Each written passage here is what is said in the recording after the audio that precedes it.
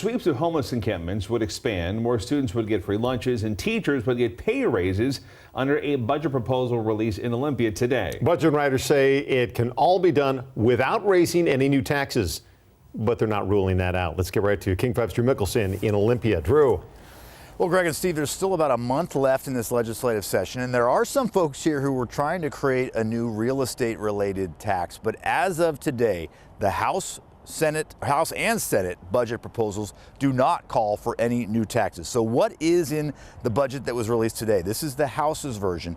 Well, it would expand the state's free lunch program, making about 2/3 of the state's students eligible. Free childcare would be expanded as well. The entire House proposal calls for the spending of $69.5 billion over the next 2 years, just a little more than the Senate version released last week. The House version supports the governor's proposal to borrow $4 billion to address the state's housing shortage. Teachers and state employees would see raises, and there are no proposals to raise taxes, at least not yet. The House is exploring expanding the state's real estate excise tax, and the House Majority Leader is leaving that option open as a way to come up with more money to deal with the state's housing crisis. The House budget also expands spending on encampment cleanups. It's slower than any of us would like. We would like to be able to spend that money and have the situation, public health and safety resolved.